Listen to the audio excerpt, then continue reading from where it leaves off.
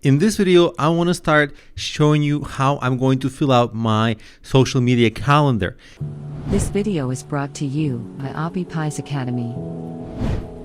Now, for you, I'm going to give you a template, a totally blank template that you can use in Google Docs so that you can fill it out for your own business. For you, it will look like this. It will be named Social Media Marketing Calendar for Students. I'm going to say share, and I'm going to give this link that you can view.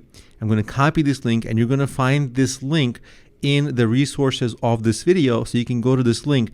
This is Google Docs. Everybody who has Gmail has access to Google Docs. In case you're not sure how to get here, you basically go to Google, you go to these little boxes here, and you go to Drive. This is where your Google Docs will be. And then after that, you will have all your items, right? Once you're logged in here, you can just paste this URL into your browser and you'll be set. You'll have that template open for you. Once this template is open for you, here's what you do. You go File, and then you make a copy. Make your own copy. Don't use this one because I'm going to make this one not editable so that other students can reference it. But you make your own copy, and then you fill out that copy. And that copy you use for your social media calendar planning. Now that you know how to get there and how to get it for yourself, how to get a blank template, let's walk through what I did here so you understand what's going on. First of all, you see on top the first row, Monday, Tuesday, Wednesday, Thursday, okay? It's every week. And then you have the second row is the first week, third row is the second week, fourth row is the third week, and then you have so on and so on. We're going to do this for 4 weeks, so it's really a 28-day calendar. What do you do with the other couple of days in a month? You can treat it as a Monday, Tuesday, Wednesday. It doesn't matter. Then the other question is, well, what happens if you don't start the month on a Monday? There's always that weirdness with calendars. It's got weird overlaps.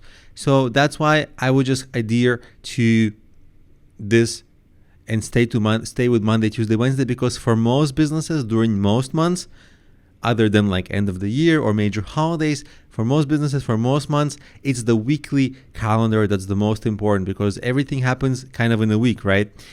Like maybe, for example, the weekend days are slow for most businesses, but like Monday, Tuesday, Wednesday are the busiest. Friday is kind of like where you get things, kind of wrapped up. So there's like a weekly cadence to a lot of business and how they work, and the weeks accumulate into a month. So I would recommend, actually, for being more organized, I would recommend doing it at like a 28-day pace. So now you understand the days, and if it's confusing, you can like label it like the first, okay? So that way the second. You don't have to do it that way, but if it's helpful for you, then certainly do that. This way it would be a little cleaner looking.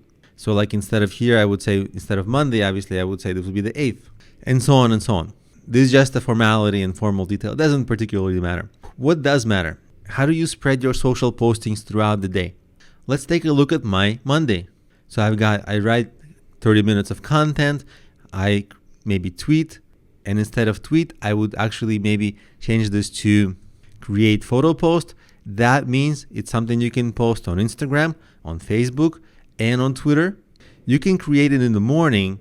Like you see here, I start early because I don't want the social media to interfere with my main work that day. So I start a little early, which is actually not a bad thing at all. Start early, maybe write a little bit. That takes 30 minutes. Create your social media post. Not necessarily post it, but just create the content, because you don't want to post that post in the morning because everybody who's your audience is sleeping. So you don't want to post it there. And in my case, I allocated a lot of time for iOS app development. So this is something I do on Mondays. It's not a high priority for me, but I give it a couple hours a week. And then writing 30 minutes of content might not equate to a full blog post. So I'm not going to necessarily post that here, but I am going to use this, and during my breaks throughout the day, I'm going to post it. And obviously, the best times to post usually are around the afternoon. If your audience is local, that makes things easy for you because you just post during the afternoon, maybe at 2 p.m. or something like that. But if your audience is global, then you want to post at a time where most of your audience is awake. Like I'm on US Eastern time, and I know that if I post something in the afternoon, my time, Then people on the West Coast, for them it's 9 a.m., so a little early, but they are awake.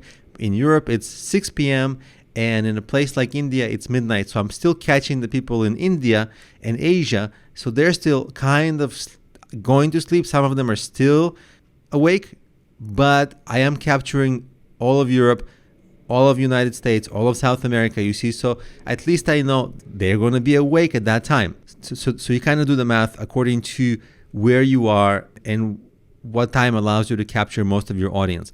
And so what I would say here is, instead of like 6 a.m., I would post, but then what I would do is like maybe make the post at noon or 1 p.m.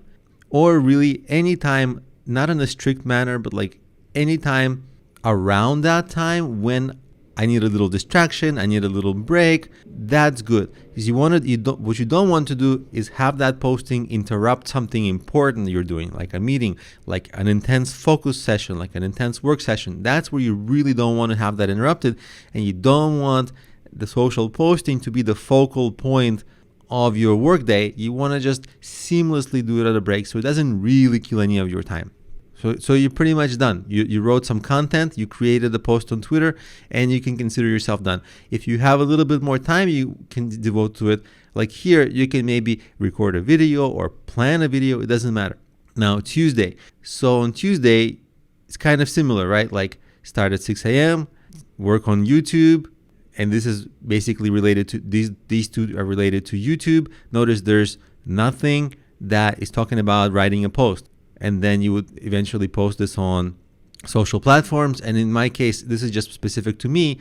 I have 7 to 9. I work on Android apps. See, Monday I do iOS apps. Tuesday I do Android apps. That doesn't have to apply in your case. Now, Wednesday, something else. Wednesday, I might do a live session. And notice Wednesdays are really simple. The live session is all I'm doing, because they can be a little longer. They can be more time consuming. You can think of live sessions as an opportunity to sell, an opportunity to engage, because you're there in person. It's the easiest way to sell. It's kind of like a webinar format in some sense. It's not a strict webinar, but this is where you get your audience to engage much further. Then on Thursday, maybe you do some more writing. You see, I don't have the apps development work, so on Thursday I'm a little bit more free. And then maybe you can devote a little less time to social media. And Friday, you might use Friday to like learn, right? So for example, here, Friday for me is the 4th. And then what I'm going to do on Friday is I might just say, okay, all I'm doing on Friday is I'm playing around with TikTok. So why am I giving myself a whole hour to play around with TikTok? Precisely because I'm not comfortable using it right now. Okay, and what that may be, whatever you're not comfortable. If you're not comfortable making videos, if you're not comfortable creating photos, okay, you can give yourself, instead of 6 to 7, 6 to 8, okay, or you can do this on the weekend. Weekend is actually good to do things that you don't have pressure to do. On Saturday, I got, okay, I'm going to prepare posts for next week, but maybe I can slow down on my posts, and instead of that, I can say, okay, just make a to-do list for myself, play around with TikTok. And you see, if I do this a few weeks in a row, like that. So you see, I have the 15th, 12th, 19th, basically, and I can do this both weekend days. I just don't have to write that, but I could. So I could actually duplicate that. And basically, what is going to happen at the end of this month, guess what? I'm going to be quite good with TikTok, because you know what? At the end of the day, none of these TikToks or Instagrams, they're not complicated or sophisticated. It's an issue of feeling kind of self-conscious, feeling silly using them, feeling like everybody else knows how to do it except you. So it's a low confidence issue. How do you fight low confidence issues? Just do it.